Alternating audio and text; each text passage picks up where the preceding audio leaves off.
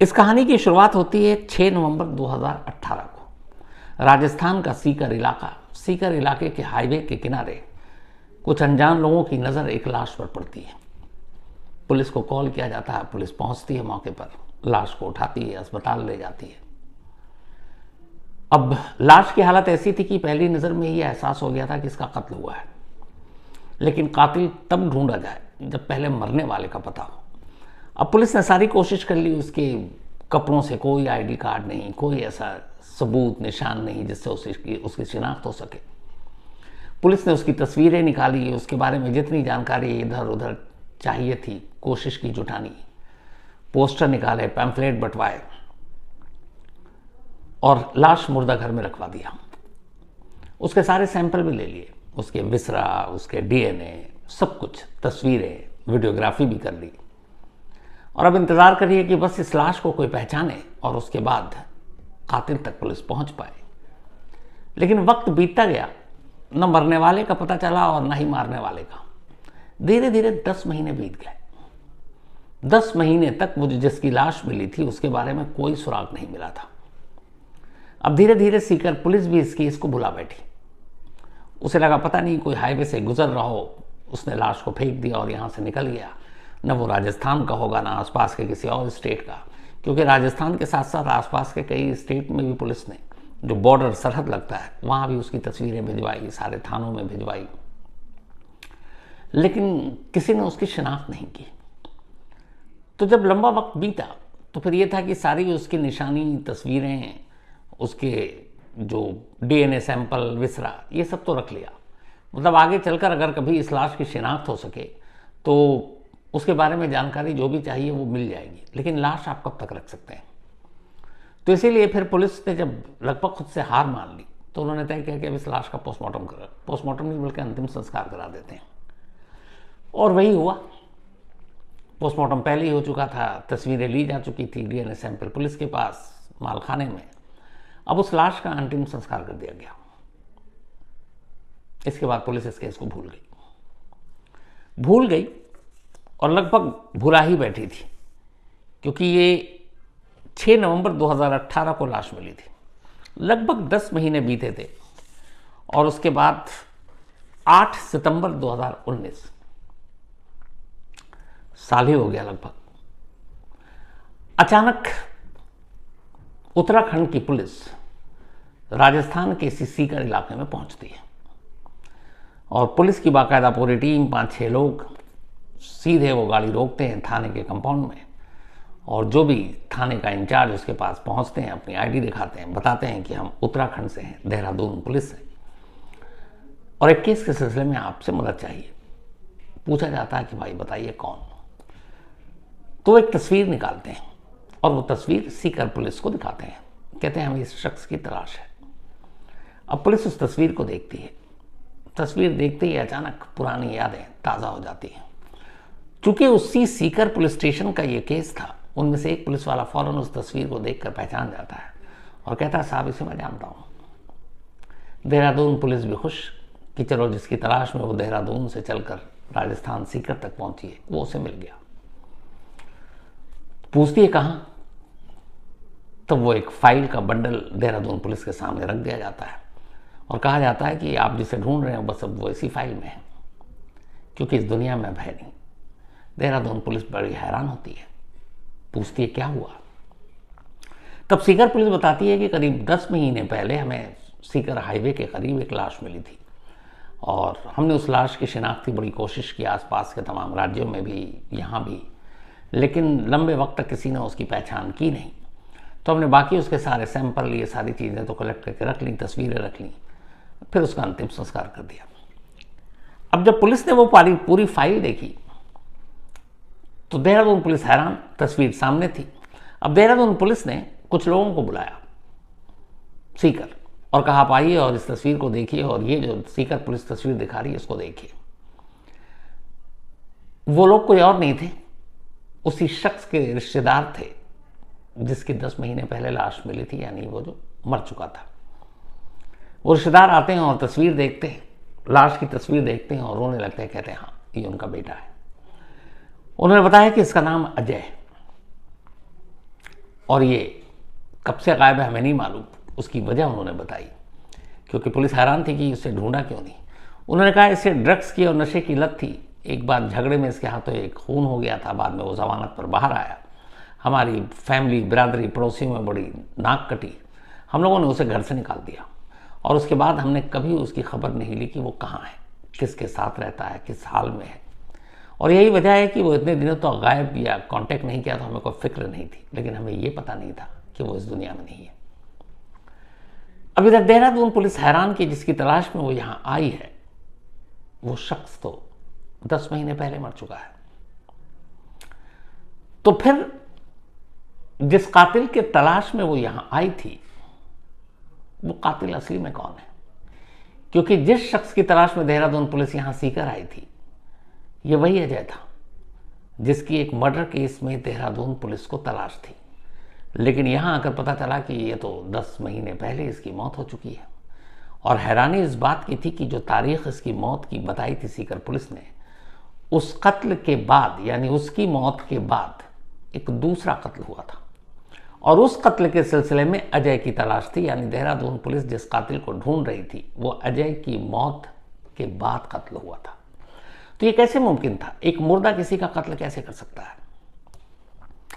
Dehradun police बहुत confuse, लेकिन सच सामने अजय की मौत की गवाही सीकर पुलिस दे रही है, सारे सबूत हैं।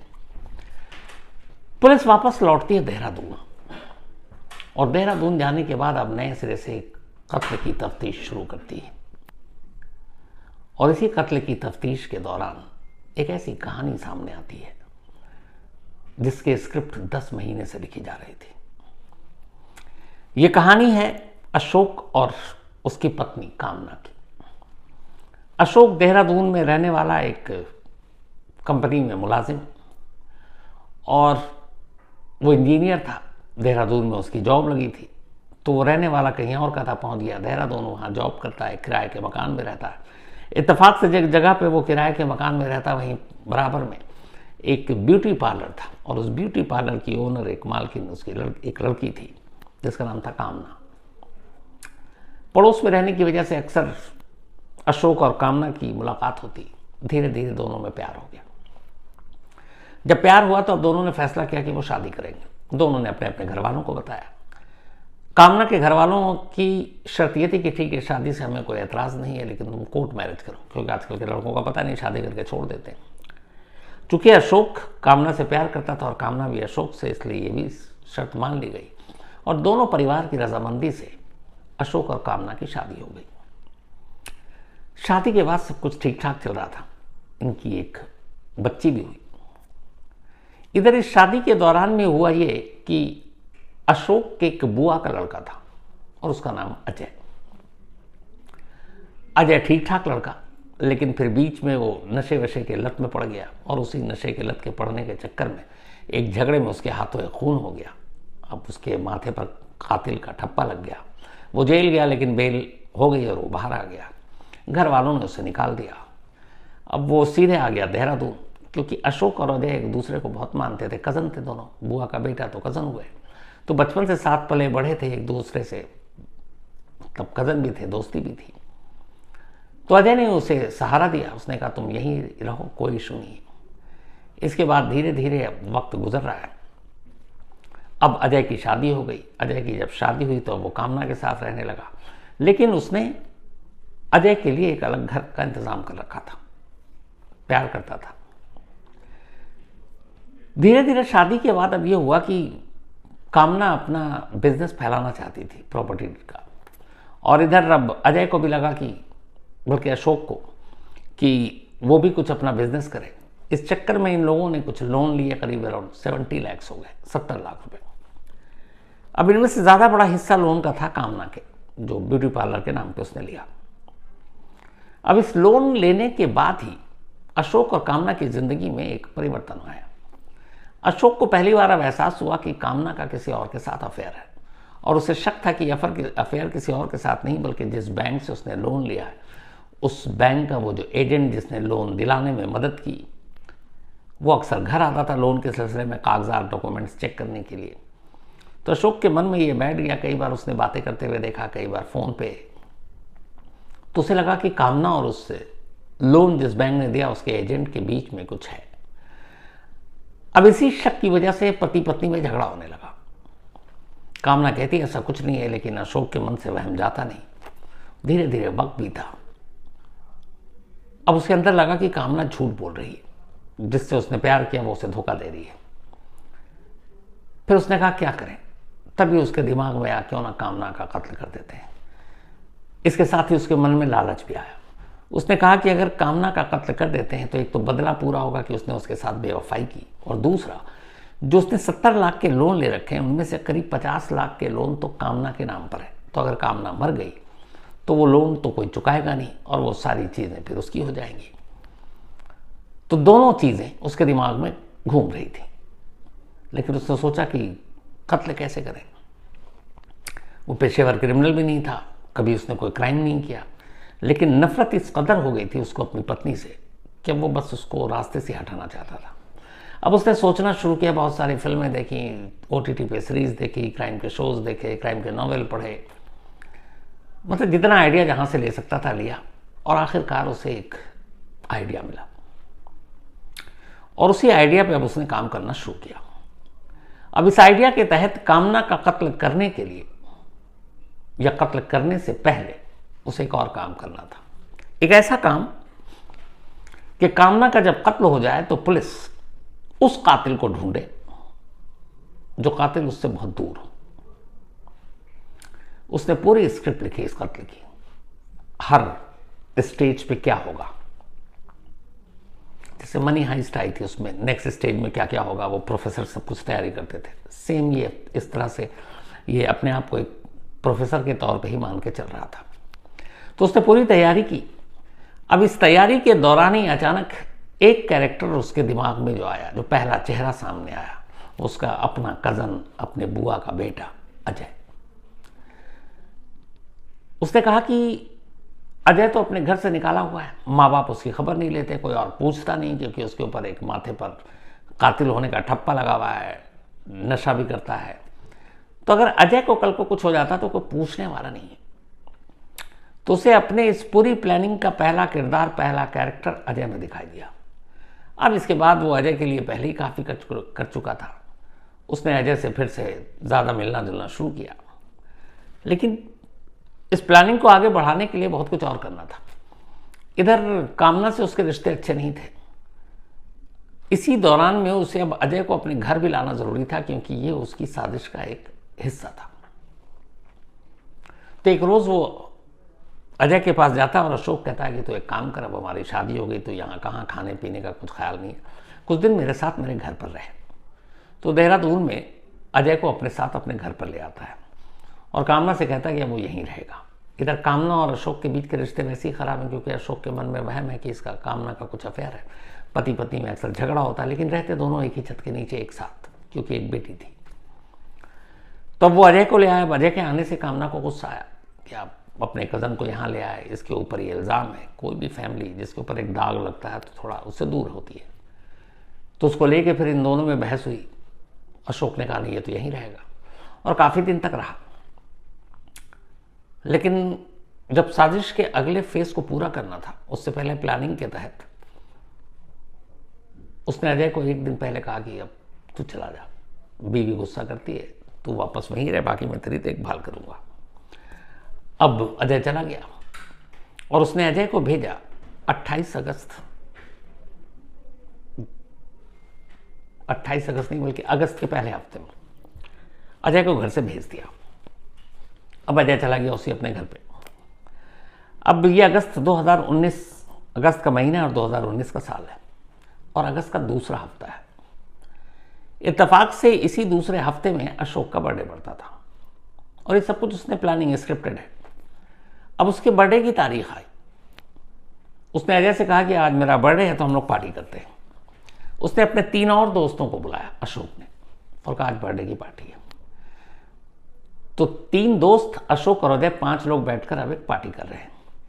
पार्टी करते करते रात में अशोक कहता है अजय से कि तू बहुत इधर उधर भटक लिया, मुझे भी बुरा लग रहा है, मेरी बीवी ने घर से तुझे बाहर कर दिया, तू यहाँ रहता है।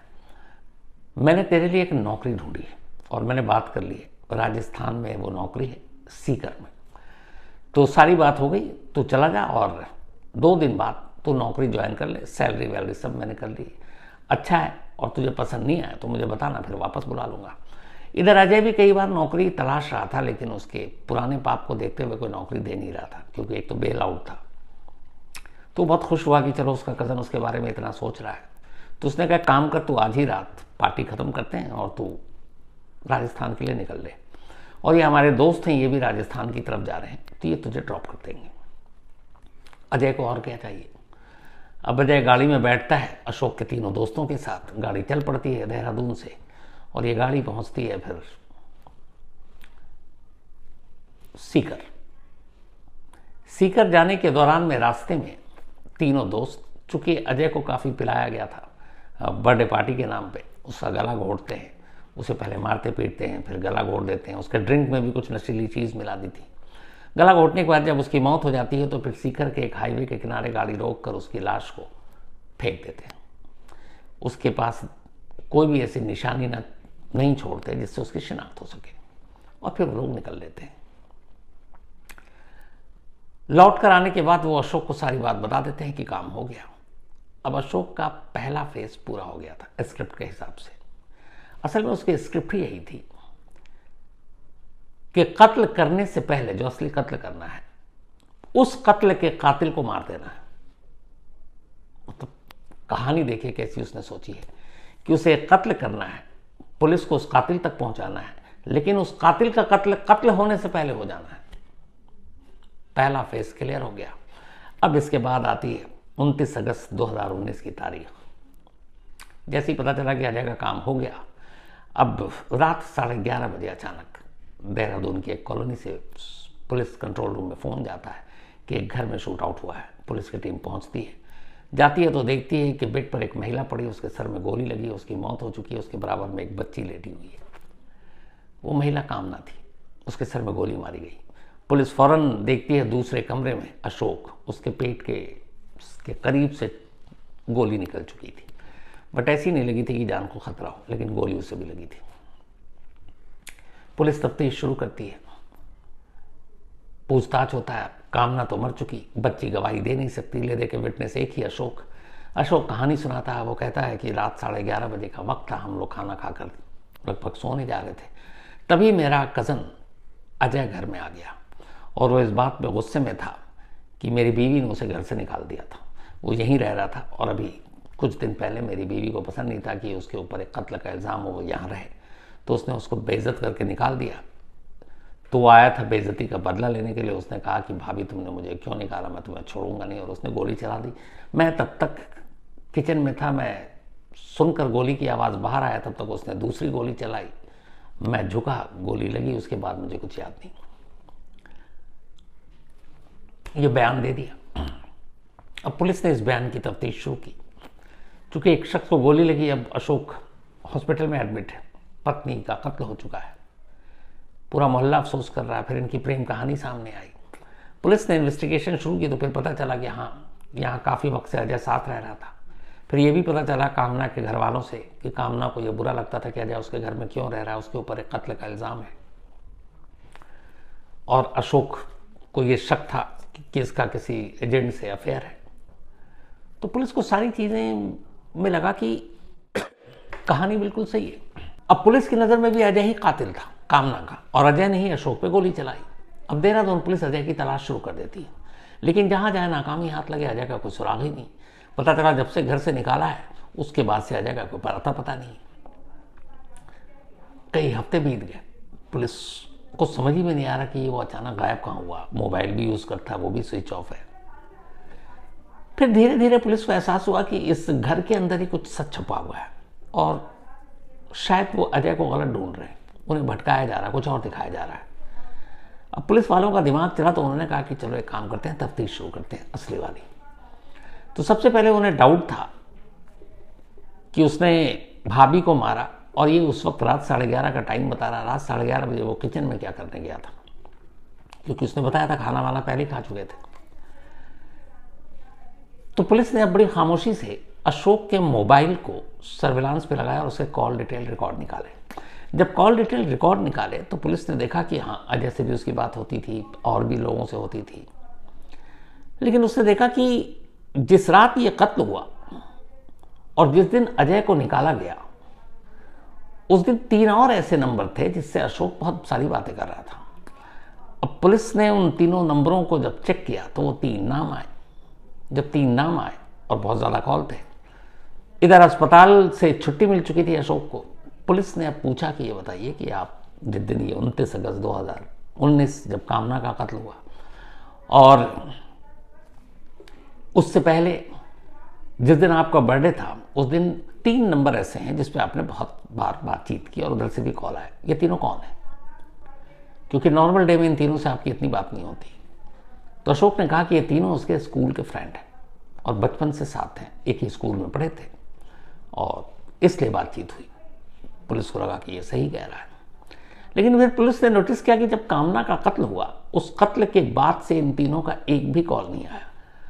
तो ये कैसे स्कूल के दोस्त हैं जिसके अपने दोस्त की वाइफ का मर्डर हो गया, पूरी दुनिया पूछ रही है, उसके रिश्तेदार आ रहे हैं, सारे लोग आ रहे हैं, ये ना आए मिलने के लिए, ना उसे सांत्वना देने के लिए, और न ही कॉल करके उसको अफसोस जताया। तो ये कैसे दोस्त हैं? यहाँ से पुलिस का शक अशोक पे गहरा है। इसके बाद पुलिस ने अब सीधे उन 3 नंबरों को सर्विलांस पे लगाया। उन 3 में से 2 दोस्तों को उठाया। दोनों को उठाकर उन्होंने उसके साथ खेल खेला कि तुम्हारा भांडा फोड़ दिया। अशोक ने सब सच बता दिया। वो गलतफहमी में थे, उन्होंने फौरन मुंह खोल दिया। उन्होंने कहा साहब हमने कुछ नहीं किया, जो भी किया अशोक ने किया, उसने हमें कहा था अजय का कत्ल करने के लिए। अब पुलिस फिर से देहरादून वाली शॉक्ड कि वो कामना के मर्डर के पूछताछ करने के लिए आए। वो कह रहा हमने कुछ नहीं किया, अजय का मर्डर उसने किया। तो उसने कहा अजय कौन? तो उसने कहा वही जिसका एफआईआर में नाम है, कामना के कातिल के तौर पर। तो बोला कातिल के तौर पर मतलब वो कहाँ है? पता चला कि वो तो कामना के मर्डर से पहले ही उसका मर्डर हो चुका है। अब तीसरे दोस्त को फिर ढूंढा गया, तीसरा दोस्त भी मिल गया। और जब तीनों के बयान आए तो फिर अशोक के सामने बिठाया गया। फिर अशोक भी बैठ गया और फिर अशोक ने कहानी सुनाई। कहानी वही जो आपको शुरू में सुनाई कि वो एक परफेक्ट मर्डर करना चाहता था अपनी बीवी का सिर्फ शक की वजह से। और इस मर्डर को करने से पहले वो ये इंश्योर होना चाहता था कि पुलिस को वो उस कातिल तक पहुंचाए जो कातिल इस दुनिया में है ही नहीं, क्योंकि मुर्दा कभी बोलेगा नहीं और सच कभी सामने आएगा नहीं। तो